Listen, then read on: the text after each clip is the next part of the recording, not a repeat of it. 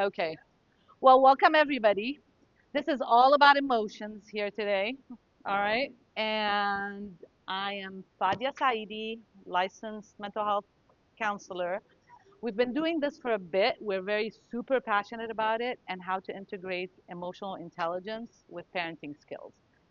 But mostly today we'll be talking a lot about the need to kind of understand emotions, what emotions are, what they mean, how they translate into actions, all this good stuff, and how we can reframe some of this stuff, right? Because I know we're all challenged, whether it's for ourselves or for our kids or at work and anywhere really. We need that information to know. So I'm Fadia, and this is Farnoosh. Hi everyone, my name is Farnoosh. I am also a licensed mental health counselor. I met Fadia in grad school. This is something that she brought to my attention that I feel like a lot of parents need, especially since we work in the therapy field and we've noticed a lot of the barriers and struggles that parents go through. So we kind of wanted to bring this knowledge to everyone so that you guys have a foundation of what emotional intelligence is and how it can impact your children. So who knows emotions? Do you guys, if I were to say emotions, what does that mean to you guys? Okay, pretty There's much. no right or wrong No. answer. Yes, feelings that are being expressed. All right, Okay. those are emotions. I like that. We're going to details now. Well, I mean, and they are. They are feelings that are being expressed. Basically, emotions is your intuition. It's innate in us. It's a tool for us to survive, and it's a language that we need to learn in order to operate. You actually operate on the very beginning stages of your life solely on EQ. That's it. You know, your intuition is at work, your survival is at work. You cry when you're hungry because you want food, you're what, or you want to be held, or you need your, basic needs, right, of survival. So emotions are initially felt in your body. So you will have a physical element to them. They are subconscious in nature, so you cannot really control it right off bat. What does that mean when I say that? You're like, what do you mean I can't control emotions? I can see it on your faces, by the way. Right? I mean, it's that because our brains have been wired in a way where, let's say you see, again, typically, I'm going to use the example of a bear coming running at you, and you're taught what throughout your, as you're growing, huh, stay away. Bears are scary. You know? Now, if a bear raised you, would you run away from a bear? So your neurological pathways have formulated, you need to be afraid of the bear. So when you see a bear, you're going to jump, you're going to run, you're going to scream, you're going to do, your survival is going to kick in. And then once you calm down, then you can associate if that bear is just like somebody in that bear, like somebody's wearing a bear costume or whatever, since Halloween is coming, then you're less likely to be reactive anymore. Then you can calm down, you can, you'll do your thing. But your initial reaction, the movement, is you're gonna jump. You're gonna be scared. You're gonna go into survival mode. So, and you're gonna feel it somewhere in your body. That's emotions. It's actually something subconscious, physical. You will feel it in your body, and you cannot initially control what happens. Now, can you teach yourself to reframe it? Absolutely. And that's kind of what we want to do. It's processing the emotions, reframing. Um, what's the word I'm looking for, God? Thoughts? Reframing your thoughts because of distortions in what you've wired your brain to think. Hmm. Okay, so those are the things that we want to work on when we see dysregulation, when we see a lot of things like that happening, whether it's for ourselves or with children. So, So and a lot of people use feelings and emotions interchangeably, right? So they're one and the same. But we're here to tell you they're a little bit different, right? So feelings come out of when you have the initial emotion, right? The physical aspect of it. And you go home and you think every time I leave my house now, I'm going to be confronted with a bear, right? It creates that feeling of fear. So now you've come home, you've thought about it, you've ruminated on these thoughts, and now you've created the feeling of fear. So one leads into the other if you keep thinking about it. So if we don't take the time to process that initial reaction and emotions, we create the feeling of fear later on, or fear, or whatever feeling comes out of it. yeah, it kind of takes on with rumination and things like that. So, again, we're not going to argue with Albert Einstein because he did say EQ definitely is more. It's without EQ, we really can't process even IQ. If I'm dysregulated, I cannot engage my logical brain, my reasoning mind, because I am constantly in a fight or flight mode. So I'm disengaged at this point. I'm not connected. All I care about is survival. So don't expect any outcome, i.e., the whole research about, kids coming to school hungry, right? Mm-hmm. Don't expect them to, do well if they're hungry. So feed them so they can actually operate in school. It's the same concept. So we need to learn how to self-regulate, how to process our emotions. What do they mean? What does it mean that I'm angry? Why am I angry? Like, is anger okay? Is it okay to be angry?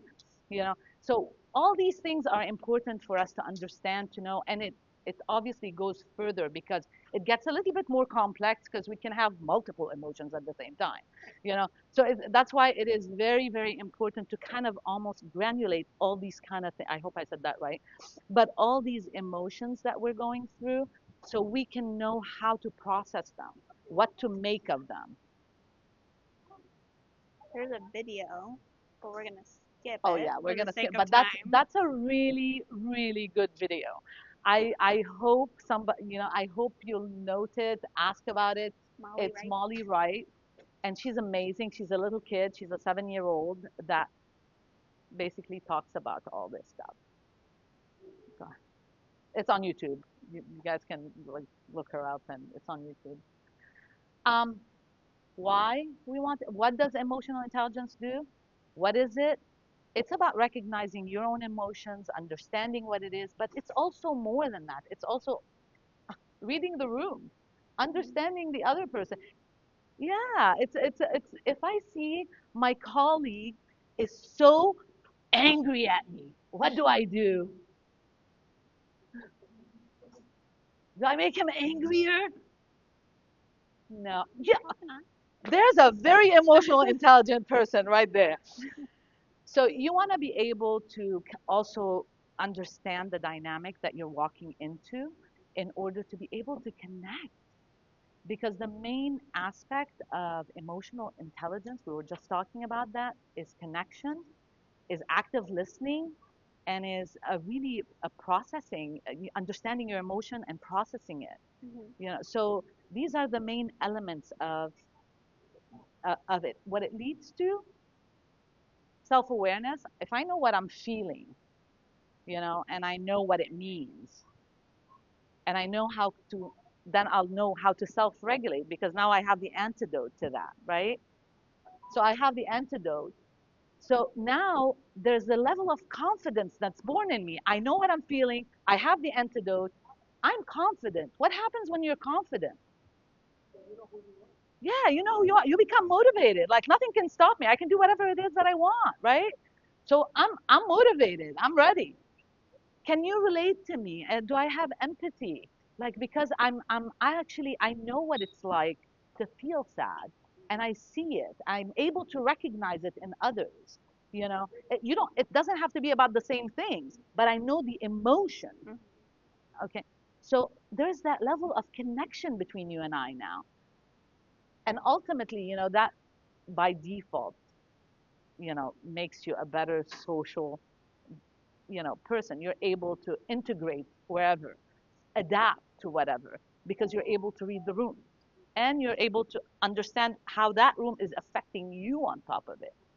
So in turn, it's a very important dynamic that you're creating. That's why it's a language. And it's a very important language that we all learn. And unfortunately, I didn't come from an era where they taught this. I wish they did, but I didn't come from that era. But I see the importance of it today, more than anything today. Right. Because now what what is happening is there's a misunderstanding almost of mental health. There's confusion in the mental health. There's a lot of, okay, I'm anxious. I have anxiety. What does that mean? Why do you have anxiety? It's not meant to hurt you. Anxiety is not necessarily, that's a good tool. You need to be anxious sometimes to Mm-hmm. get up and do what you need to do. So it's all our emotions are serving a purpose. Mm-hmm. So if we don't find the purpose they're serving, we will be stuck in that state for a while. And that becomes a mental issue. That ends up really, it's not having it, it's staying in it when it's no longer necessary to be there anymore. You know, we're all going to be depressed at some points in our life. We're all going to be sad. We're all going to be happy. We're all going to be, super excited or whatever it is. We're all going to feel all these rainbow of feelings as long as you're not stuck there, you know? And that's kind of what you have to take away from all of, that's a very important part of misconception right now that's going on. Just because you're anxious right now doesn't mean you have an anxiety disorder. It just means you're anxious for a reason. Now let's find out why. Right. If we can solve that, process it, we're done. Anxiety served you right. Good for you that you were anxious. You needed to be anxious. You're working properly at this point. And there's a lot of misconception about good and bad feelings, right? Um, I'm here to debunk that. We're here to debunk that, right? Good or bad feelings, whoever labeled them as good or bad, are always going to tell you there's a need, right? So it's like when you're feeling sad, right? The need is to kind of slow down enough to process what's making you feel sad. When a child gets angry, what do they typically do? What have you guys noticed when they get angry? It comes out of their bodies, right? Either physically, verbally. Um, Sometimes we like to more verbal than physical, but so it comes out of them in that way. So, but there's a need. It gives the body the energy to deal with what made them angry. So, and you might be asking, why is this important? We've we've definitely created a culture of intelligence is important, right? Especially in the education system, and that's rooted in culture as well. My culture was really big on intelligence. Go to school, get your education, but it wasn't really big on these things, right? Especially the emotional piece. And we're recognizing that we're seeing a lot of students get to the corporate world or they're growing up and they don't recognize what emotions are in others. So it's really important that we start having this conversation with our kiddos.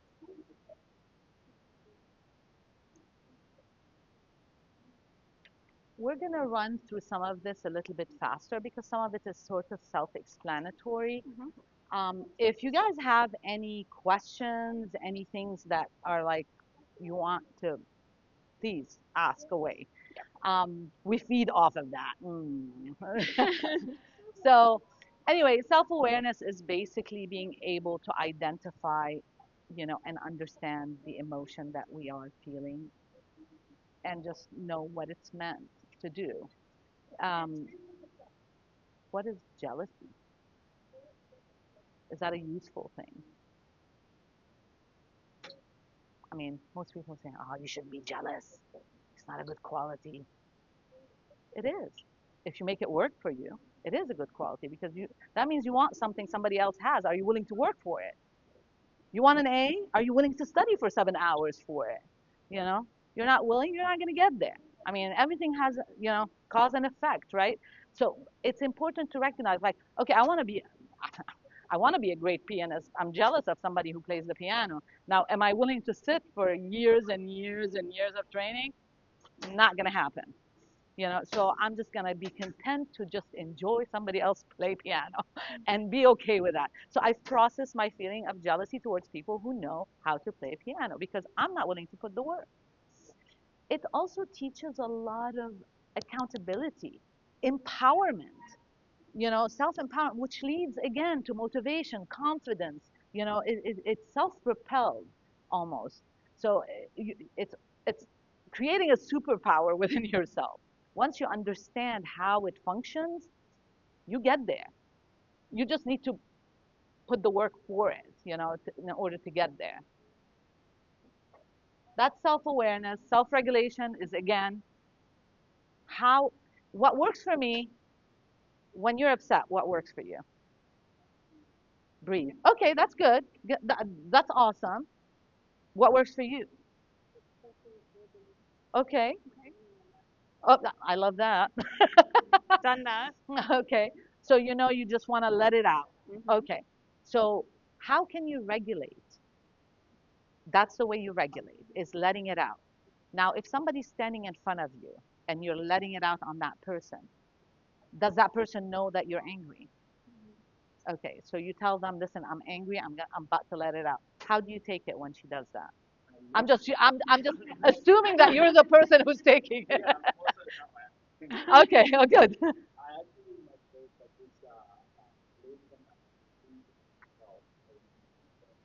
Okay. Okay.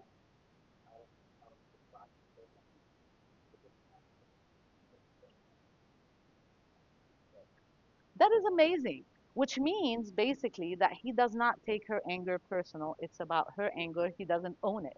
And that takes a lot of emotional intelligence skill. Yeah, that's a lot of It goes skill. back to the self-awareness. Yeah, You that is. recognize that about Yes. yourself. It didn't serve a purpose for Yeah. you to Yeah. give it back to her. Yeah. So, So breathing is awesome. Being able to vocalize, like, listen, I'm angry right now. I'm about to blah everything, I have inside, and just be okay. And you not taking, you understanding her. This is a great communication part of this. Great example. What do you do when you're angry?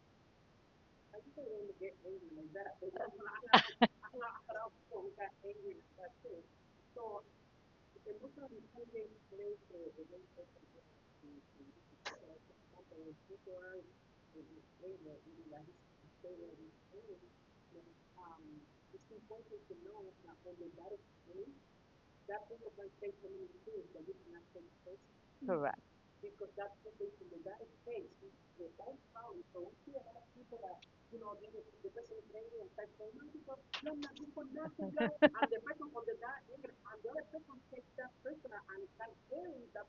mhm. Yes. Right. Yeah. Yeah. Right. That's part of reading the room. Right. Basically, what sorry, I don't know your name. George. What George did is basically read the room. Okay, whatever she's going through, I'm just gonna stand here and be her punching bag, basically.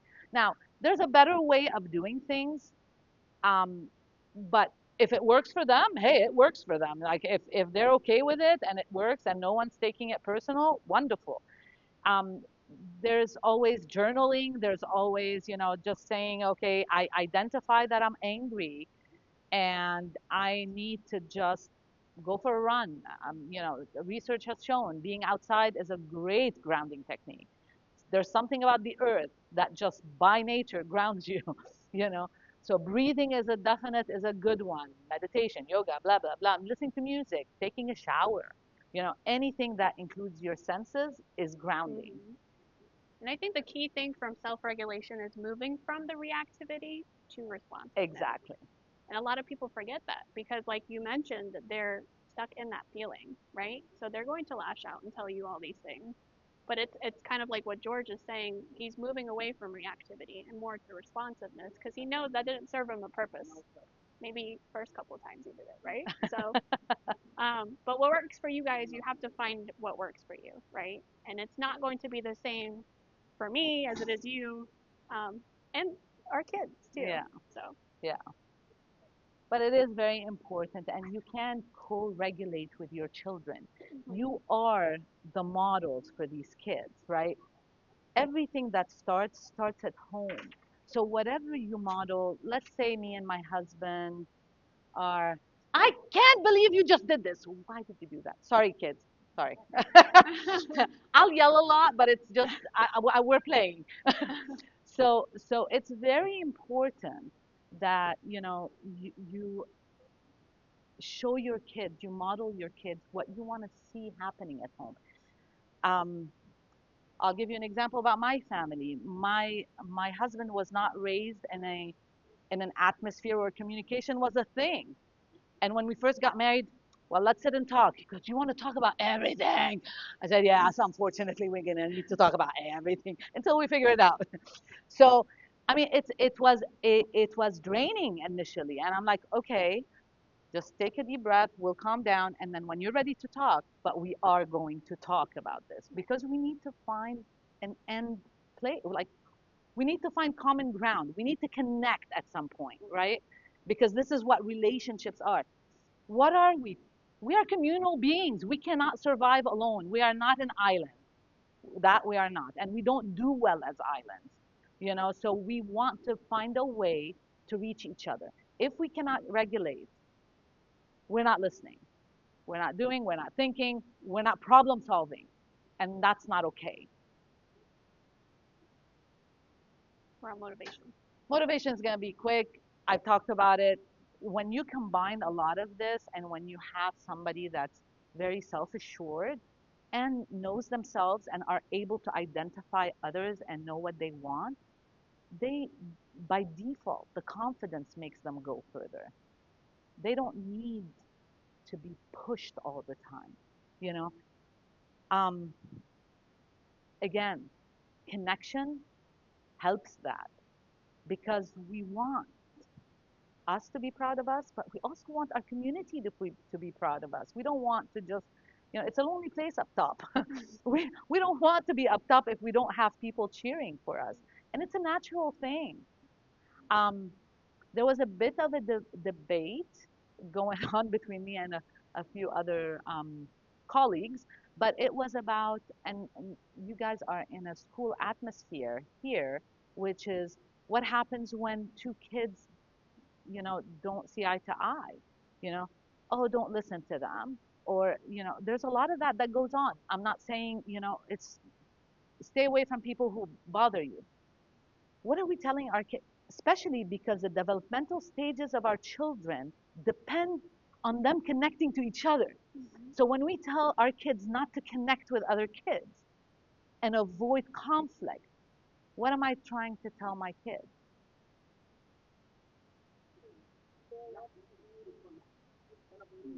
Exactly. Now, I know this is not easy. It is not an easy task, okay? Because we have a lot of that already going on. But the truth of it, especially when it comes to a certain age, middle school, high school, because they're no longer looking at their parents to grow. They actually are growing from their peers at this point. So you guys, it's so important that whenever what happened, let's sit down. Were there active listening involved? Did you understand the other person's point of view? Were you able to sit and have a conversation? Was there a reception between the two? How did we get there? You know, and it's nice to have it from both ends, right? The two parties. Could you imagine what kind of friendships could arise from things like that? I know some of the people I really disliked in my life became my best friends because we don't share same opinions, because we learn so much from each other, you know. So I mean, my best friend till today, I'm like, I don't know what you're talking about. But it is important. All I'm saying is we grow from these moments. Mm-hmm. Somehow, in order to avoid conflict, we kind of, oh, just stay away from this person, just stay away from this person. We were talking earlier, time is a big issue for parents. Two parents work. When do I have the time to do all this, right? That's the biggest commodity right now is time when two parents are working all the time. So it is challenging. I'm not saying it isn't. Is it worth it?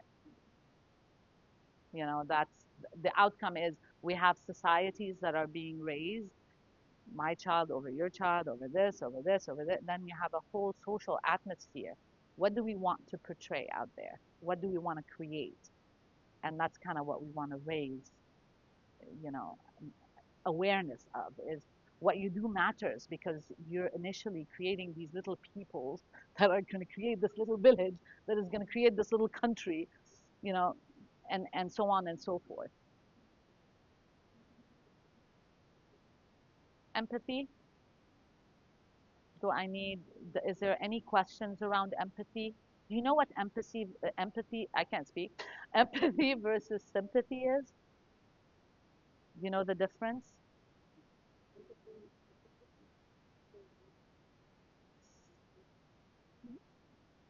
You're not wrong. You're No, you're actually right. right. Hmm. That's empathy. Empathy versus sympathy. And I'm gonna let Farnoosh take over that one. There's a very fine line between them. Sympathy is more like, oh, I'm sorry you're going through that, right? It's only understanding the person's feeling through your perspective, right? So I'm going to show you more of like pity. I don't want to say that word, but it's like I feel sorry for whatever you are going through. Empathy is understanding that the person's feeling, although we got there at the same, different ways, right? I still know what it feels like to feel sad. But, you might be grieving, but I might be sad because, I don't know, my cat ran away. But I know what it feels like to feel sad. That's empathy, right? I'm able to acknowledge that that feeling of sadness, I've also experienced that. So sympathy is more of seeing it through a one-sided lens. Empathy is more of seeing it from both sides. Any questions? Confusion? Okay. Yeah. There's Brene Brown, if you go also on YouTube, Yes. she has a very cute video clip of the difference and it's quite clear. And it's comical. It's funny. So social skills, again, it's The biggest thing we can tell you about social skills is this one key word here, connections. yeah. And this is the one thing we always tell our parents, especially with our kids as they developmentally advance, right? We see middle schoolers, high schoolers. Parents, they tend to treat them the same way that they were when they were little, right? We go in and we correct the behavior first. If we don't take the time to connect, they're not going to receive the correction. So, validation, connection first, correct the behavior later. You want the child to be in a place of child, adult, in a workplace, whatever. If you see somebody so dysregulated, like what an example of what um, you two were talking about earlier, right? If you go and tell her, why are you yelling? Right? You're trying to correct her tone at this point. What do you think she's going to do? Or have you experienced that already? Exactly, right? Because she's already dysregulated. She is not hearing you. She's blocked. All she wants to do is go into survival mode and she wants to make it through these next 5 minutes. If she can make it through these next 5 minutes without bursting, that's what she's feeling like, she's going to be fine. So until she gets to a point where she's regulated, she's not even hearing you. How many times, I'm guilty of it, how many times have we tried to correct our kids when they're at their peak of dysregulation because we don't have time, right? I don't have time to deal with this right now. Pick it up, right? Put that phone down, whatever it is. We're again, we're all guilty of it because sometimes we're dysregulated. And that's the biggest thing. We ran a parenting workshop, and one of the biggest takeaways from parents was that we went into um, A a, situation. a situation or a conflict resolution, whatever the case may be, we were dysregulated. So the outcome was never good because they were so dysregulated, they weren't even hearing the child. If usually, I don't want to scream right now, but usually I'd walk up to you and scream in your face and ask you, what is it that what do you want me to do right now? What is it that you're thinking? If I come and scream in your face right now, what are you going to think? You're Why going is to she say, get yelling away at from me? me. Why are you yelling at me? Like, what did I do to you, right? And now, usually I do it without telling you either. Then you're looking at me like, what is this strange lady doing? But I mean, and that's the thing is we don't know. We go into total survival mode, right? So we just want to survive the moment. Help your child regulate. You regulate before you go into teaching mode, before you go into, okay, how do we correct behavior or channel behavior we want from a child. Active listening, big part. And we've gone through a very quick growth spur in technology, even in connecting worldwide. So we kind of blew up overnight, right?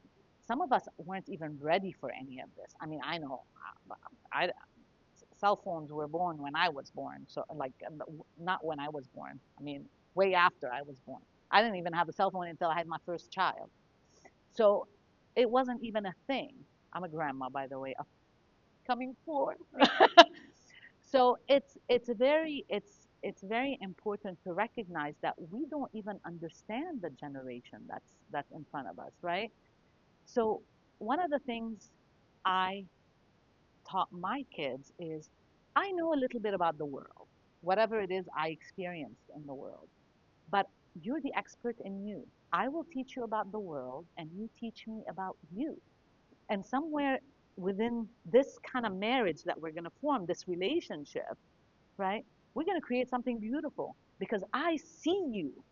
You have autonomy, and that's a need in us. That's not a want. Autonomy is a need. When you don't give it, they will take it. Just like I took mine. I mean, it's very important. And I know cultures are different. I'm not saying I come from a different culture. She comes from a different cultures are totally can be integrated into these concepts. This is not a culture resistant concept. You can still integrate it and make it work within your cultural norms, right? You just have to find the way to do it. You have to get creative. The other issue that we're seeing, and the other day I was talking to one of my clients, she goes, "You got to write a book. You got to write a book." I'm a third culture kid, and there's challenges to that because I have to please this culture while I exist in this culture. Where do I belong? Who am I? But no, I have to be here. No, no, no, that's not okay. I have to be here. She got lost in the process as well. It was difficult for us. I came here when I was 13. I came to the States. It wasn't easy, right? It was very, very difficult. I lived in France. I lived in Lebanon. And then I was a teenager here in the States. I was 13 when I came here. I was totally lost. So it's important to also recognize the struggles the next generation is going through. That's why active listening is so important. You need to know what's going on in their life. You only know what you're doing. You don't know what's going on and how they're perceiving life, when they're coming home. This is what I experienced. This is how I saw it, Mom. When you go to the movies, do you ever come out with a totally different outcome than each other? Yeah, right? It's But a, you watch the same movie. yeah, yeah. And that's life. This is exactly life, and that's why it is imperative for us in order for us to be able to connect with our children, which is the most important part of emotional intelligence, is to actually do the active listening and to learn from each other. And the connection piece. Yeah. We can stop generational traumas like this. I mean, we all have something that happened to us in one way or another. I'm a child of war. Okay, this is something I lived through, whatever. So I know I have some traumas, but how do I stop it? How do I not instill the fears that I have in my kids? They don't they didn't live through it. They may never live through it. They may never see it. Hopefully they will never see it. You know? So I need to stop that too. I can't tell them, no, you can't go out at night because something might happen to you. No, you and take that and put it in your own traumas and see how you're kind of doing a disservice in a way that you're stopping certain autonomies for your kids, you know, and vice versa. I mean, me saying that doesn't mean no, you can't have boundaries. at home.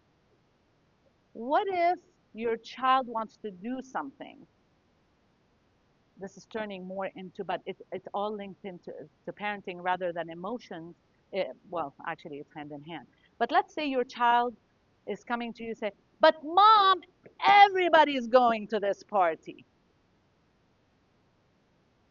You are not gonna like. Uh, let's say you come from a culture where there's no way you're gonna let your daughter go to a party, right? You know there's gonna be drinking. You know there's gonna be no way. This is not acceptable. Not for us. Not gonna happen. What are you gonna do? How are you gonna handle this? Anybody? I know I'm picking on you all, but anybody.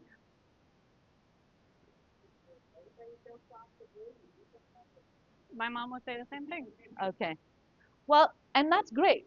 This is how we used to handle things, and that's wonderful. You know that's part of it. What I would, part of the new style of parenting does not mean you have to give in to your kid, but you could say, listen, I understand. I was a kid once and I know that it's exciting. I want to go there too. I get your excitement. Unfortunately, we go back to setting the boundary. Unfortunately, because we have certain core beliefs, this goes against our core beliefs until, you know, you're at an age where you have that full autonomy of yourself. Those are the rules, you know, and you can stay there. Validate. Validation is super important in communication. Validate your kid. You know what it was like to want to go to a party Hmm. where I know what it was like, So, and even if I still have to hear the no, I want to know that you understand my emotional need to be there. That's it. That's Validate me. that's connection. That's it. You know, and it is super super super important to do. So please set boundaries. Kids want you to set boundaries. They don't want you to be their friends. Okay? They want to know that they're protected. There's got to be standards, but they also want to know that you hear and see them and validate them and understand why they're doing whatever it is that they're doing. We talked about this in the beginning, so do you want me to skip it? No, if we talked about it, we're good. Go ahead. This is something I was talking about in the beginning. Um, this is like a little snippet, but it basically gives you like some core feelings and then the reasons why they provide a need for us, right? So anger is a clue that something is wrong, but it gives us the energy to kind of deal with it, and so on and so forth. But the thing down here that a lot of people recognize is that word bad feeling, right? Bad feelings have to do more with intuition. I don't know about you guys, but have you ever gone to someone's house and you have this gut feeling that I don't know, there's something off? That's what it means by bad feeling, right? It's trusting your gut instinct. And it's more deeply rooted in safety versus the feeling itself being good or bad. But this is just it gives you an idea of like what some of these feelings are and what purpose they give us. If we really take the time to process it, right? We recognize and we're self-aware that sadness makes us kind of take a step back, let me sit down, let me maybe lay down and kind of think, recharge, kind of deal with what made me sad, right? But we live in busy culture. So time is ticking. We don't necessarily always process these feelings, right? And then it turns into something else. So we want to make sure that we're giving us what Fadia said in the beginning is that we don't stay in that feeling, right? Because then it starts, you start noticing like physically it comes out, um, especially in kids. They're going to tell you there's tummy hurts, right? I have a headache. I don't feel good. They get sluggish, right? So for kids, it's going to showcase a lot differently. As adults, we get to, you know, do other things. So if we're explaining what feelings do to our kids, make sure that they understand that it serves them a purpose. There's a need why they're angry. We don't wanna create a stereotype or create an environment, I should say, where kids are afraid of emotion. You're so emotional. I don't know what that means. That's a good thing. You want to be emotionally in tune. So it's again, then this is where we get stuck. what is the emotion? Where are we stuck? You know, what is it that keeps triggering us to go back to that emotion? Then you want to go back and resolve it. But again, we don't want to create a narrative at home where I'll give you something to cry about. I know we come from that, yeah, Hmm. right? So, I'll give you something to cry about, or, you cry so much. God, you're so emotional, you know, or whatever kind of, negative association we want to do. And there's a lot of that going on. It's for me, it's kind of sad because it's a language. You're almost operating with half a brain if you do not listen to your emotion and what it's telling you. You have the IQ, you have the EQ. So you're only going with the IQ. The EQ has something to say. You have both, you live a much more holistic life with a much more holistic approach because they're both giving you information. Your reasoning mind is there and giving you reason. Your intuitive mind, which is your EQ, is there for your own survival. And it is imperative you listen to it. That's why we have so many now issues that are rising up because we really don't know what to do with all these things that are festering inside of us, right? Don't listen to it. Don't trust yourself. You know, oh my God, I, the kid, I was at the dog park, and there's this lady that was walking her dog. Her child was with the dog, and then I don't know what the dog did or what the child did or whatever. She looked at her child and she just went off on the kid. That's why I don't, you don't know how to do anything, blah blah blah. I mean, there's just all derogatory things, that were said. And she took the dog, and then what do you think? What's the message here that I'm giving out? What, as a parent, what am I telling my kid? Anything. You just summed it up. You just summed it up. No confidence, right? Yeah. You don't matter. Your voice, yeah. No And self-esteem, low imagine if confidence. that happens every day, right? Yeah. What message is that given to the child? Yeah. They're going to start thinking to themselves, well, Yeah. what's the point? Right? So if she's always going to point out, or my parents always going to point out the bad things, so what's the point of being Good. good? Yeah.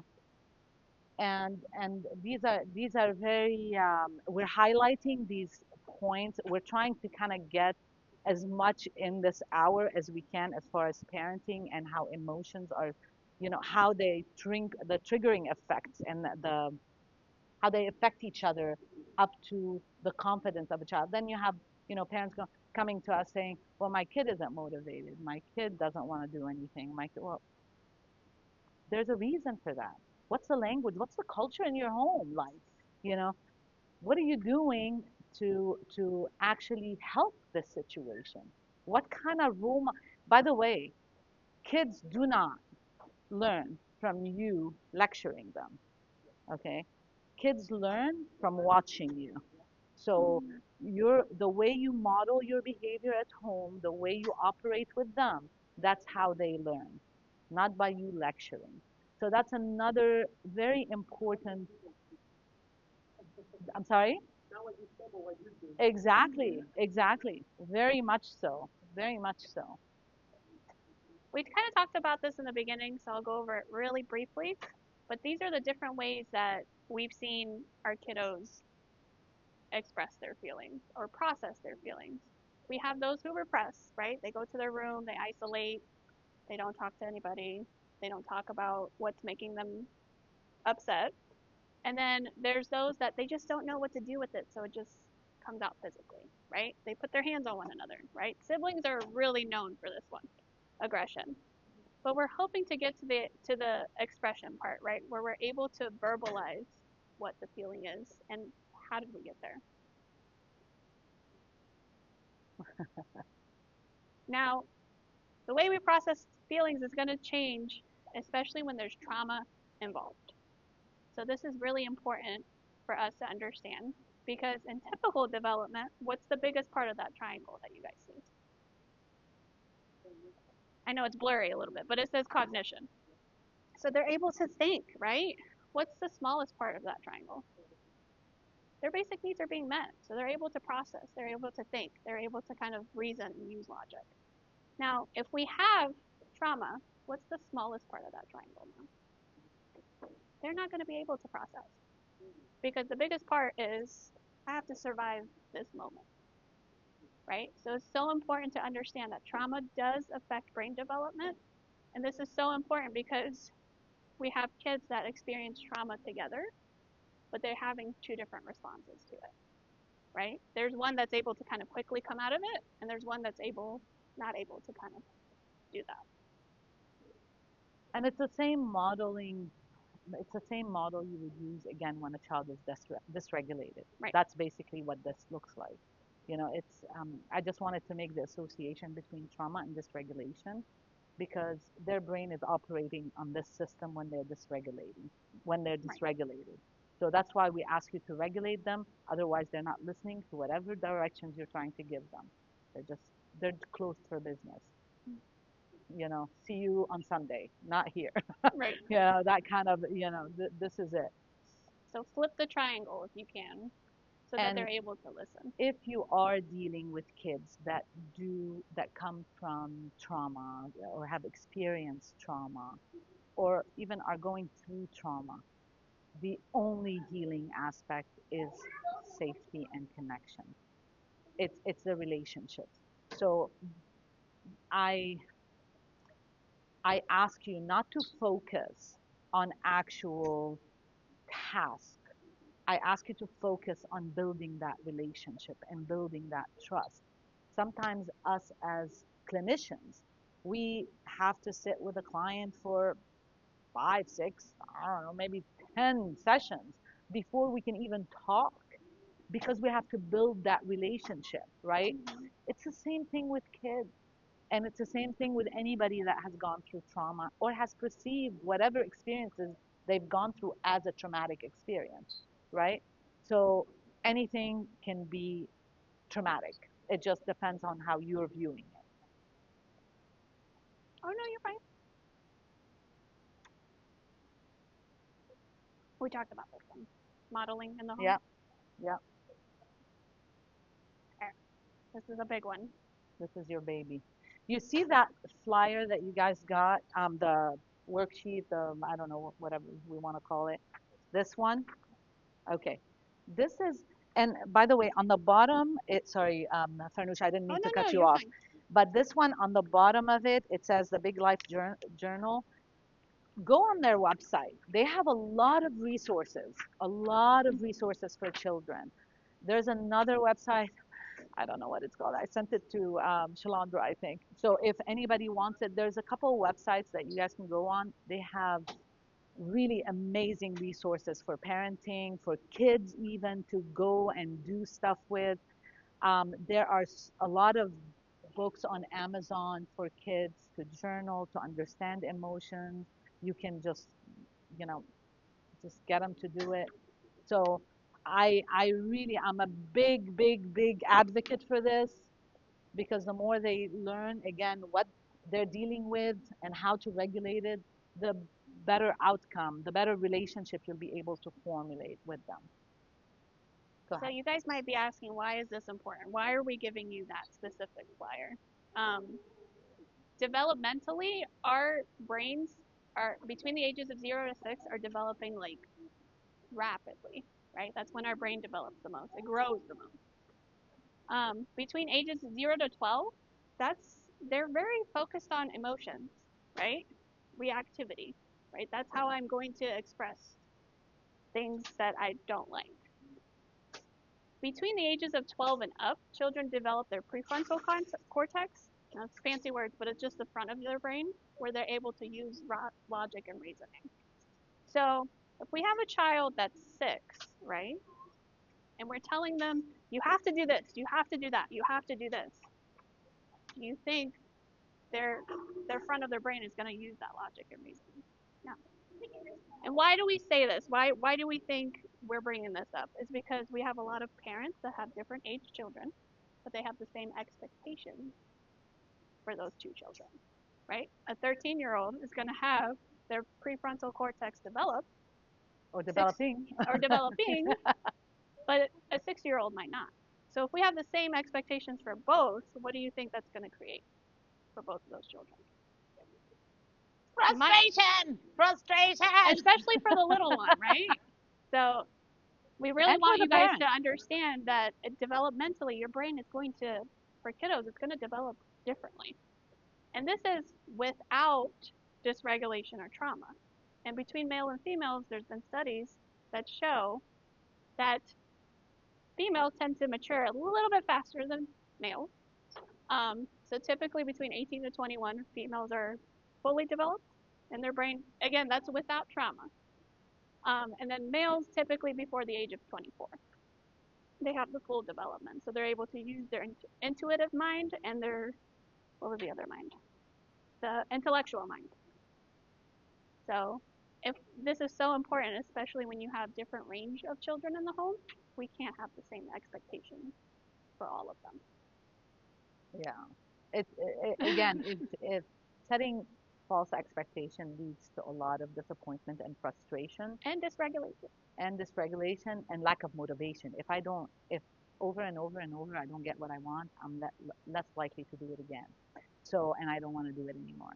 So, setting proper goals as a parent, as a child, in general, creates better motivation. The energy is going to be phenomenal when, that's why you want to praise all the little things, because the little things actually lead to big things eventually. You want to be able to, celebrate a child for, I don't know, I'm so happy you woke up this morning and you made your bed, didn't you? You made your bed this morning. Uh-huh. There you go. So it's super important that even small things, we tell them we're seeing you. We appreciate. And it's not about appreciating that it's their bed, they should be, I don't need to. It's not that. It's that they're actually motivated to do something for themselves, and you want to praise the behavior you want to see more of.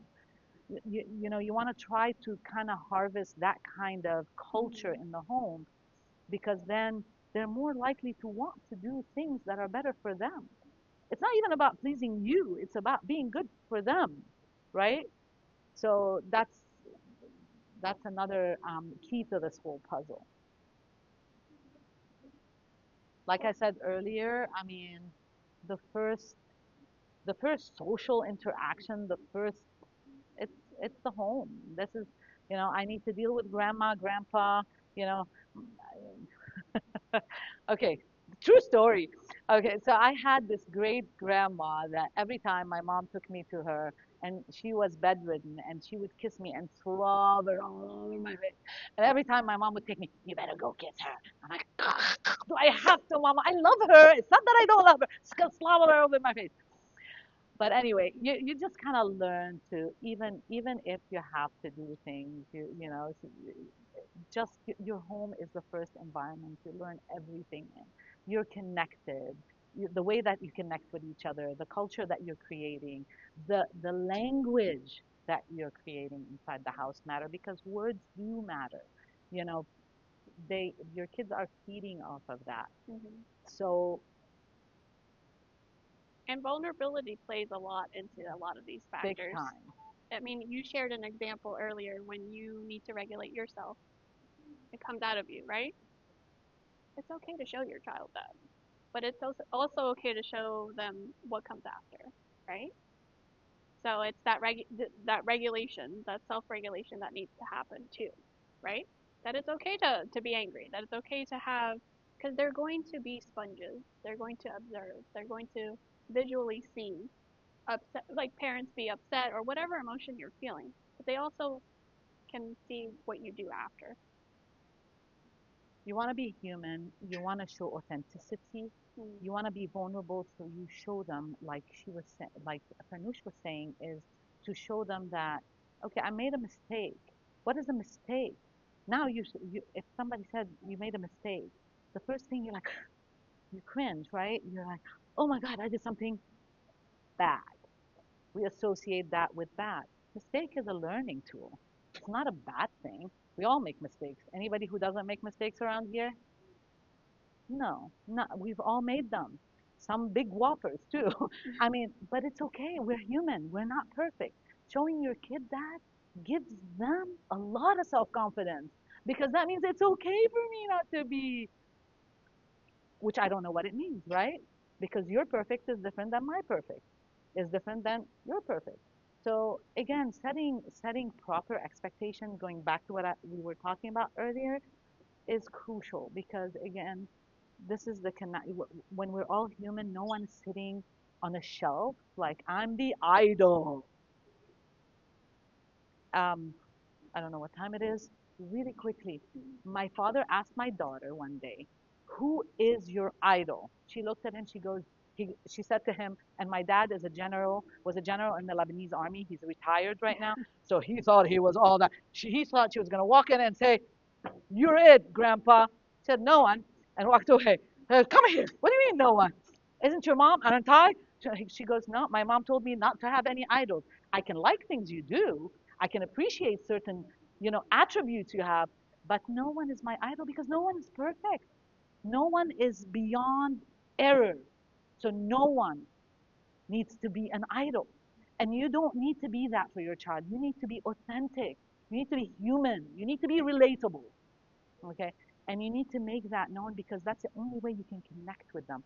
If you are here and they are here, you are not going to connect. That's a promise.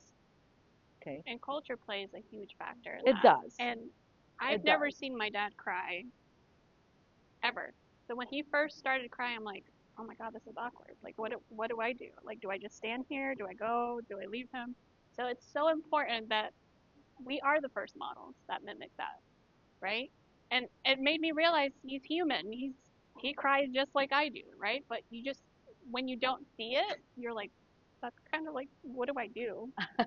So We're gonna open it up to any questions yeah. if you guys do. This was pretty much, this is skimming the surface of emotional intelligence. We haven't even, really gone into a lot of Mhm. details, but it just gives you an idea how important it is to integrate it and to kind of spend more time looking at different elements of it, you know, especially using parenting techniques and parenting Mhm. skills. um, does anybody have any questions for us? It's open for you guys at this point. We did a lot of talking. Now it's your turn. We threw a lot of Information. information at you guys. Yeah. And I know it's 7 o'clock, and you're like, okay, I'm done. Well, if there isn't, is there a question? No? You're good? You can.